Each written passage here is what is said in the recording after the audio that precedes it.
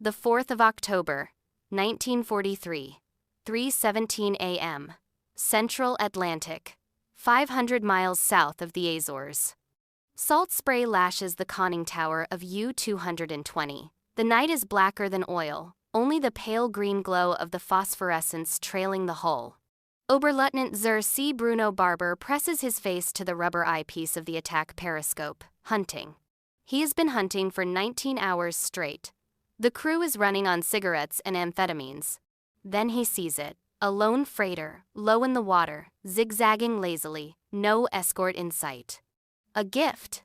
Barber's voice is hoarse but triumphant. Alarm! Surface! Battle station surface. The diesels roar awake. U-220 bursts upward like a shark, water cascading off the deck. Men scramble to the 88mm gun forward of the tower. Shells clack into the breach. The freighter is close now, barely 2,000 meters. No lights, no panic, just plodding along at 9 knots. Easy meat. Barber raises his binoculars. Something feels wrong. The silhouette is too short, too flat. And then the deck lights snap on. Harsh white, blinding. What he thought was a helpless merchantman is an aircraft carrier. A tiny one. USS Card, CVE-11, a converted tanker with a flight deck barely longer than a soccer field. Barber's stomach drops. He screams the order to dive, but it's already too late. The wooden wonders take the sky. The first Avenger is already rolling.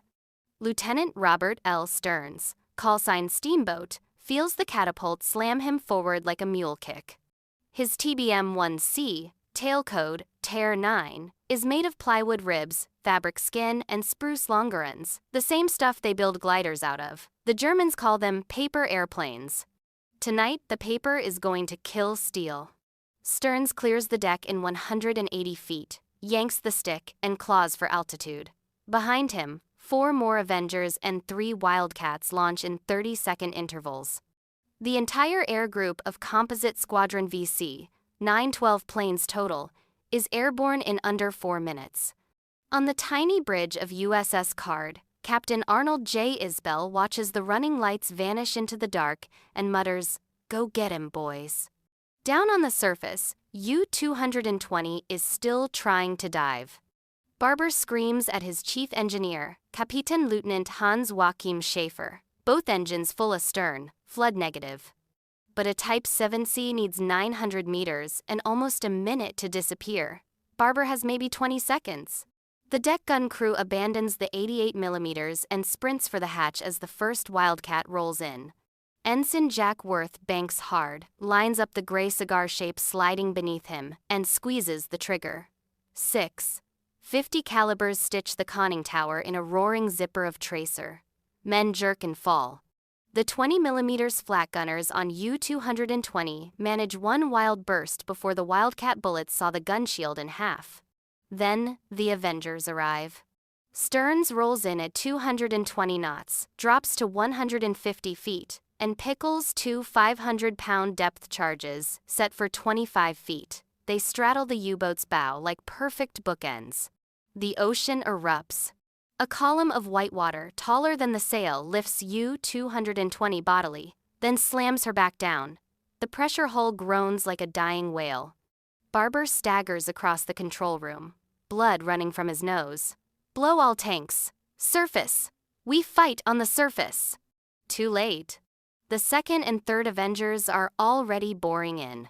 One of them is flown by Lieutenant Norman W. Smith, a former crop duster from Oklahoma. He drops a Mark 24 Fido acoustic torpedo, brand new, top secret, homing.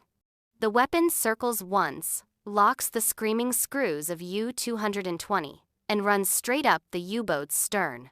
The death of U-220. The Fido detonates directly under the propeller shafts.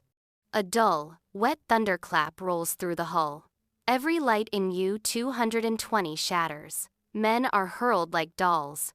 The stern lifts, then whips down with a screech of tearing steel.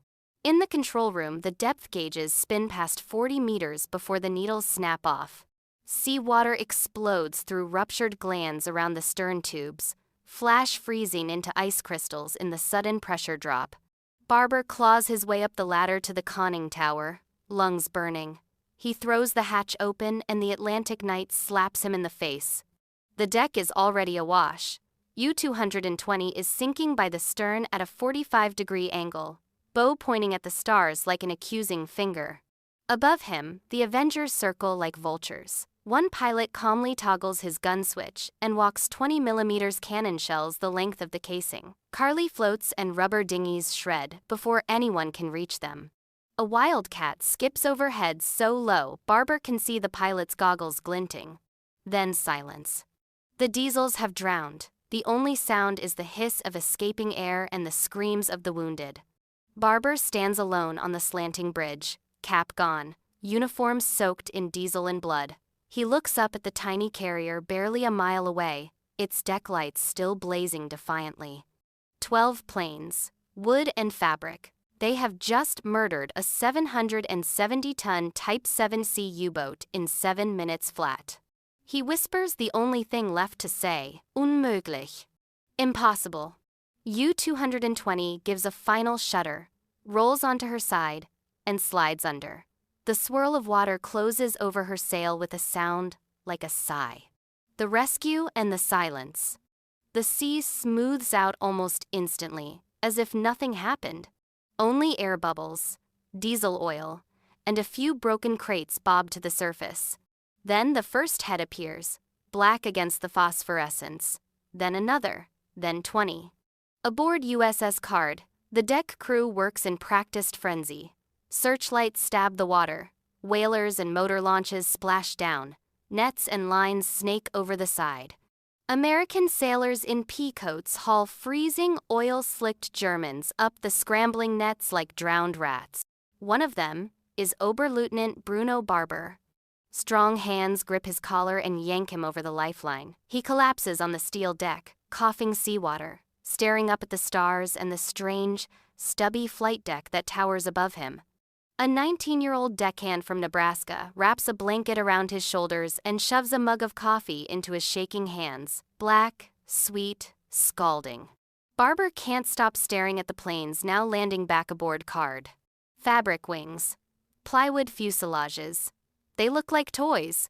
He watched those toys kill his boat and half his crew in the time it takes to smoke a cigarette. A VC-9 pilot, still in his yellow Mae West, walks past with his parachute slung over one shoulder. He glances down at the German captain and gives a small, almost apologetic nod, the kind you give a fellow professional after a hard day's work. Barber meets his eyes and sees no hatred, only exhaustion and a flicker of pity. In the tiny sick bay below, the ship's doctor works on the survivors. 17 men make it. 31 do not. One young German machinist's mate, barely 18, keeps muttering through chattering teeth. Holes. Alles nur holes. Wood. It was all just wood. Later, when the official report is typed up in Card's cramped combat information center, the tone is almost casual. U-220 sunk by air attack 0317, 0324, 17 prisoners, no damage to own forces. But for the men who were there, the memory will never be casual. A gray U-boat, pride of the Kriegsmarine, erased from the war by a baby flat top and a dozen planes you could practically build in a barn. The hunter-killer groups will go on to sink 22 more U-boats in the next 8 months. The wolf packs will never recover. And somewhere in the mid-Atlantic dawn, a shattered U-boat captain sits on an ammunition box, wrapped in an American blanket, sipping coffee from a tin cup, staring at wooden airplanes being refueled for the next patrol. He still can't believe his eyes. End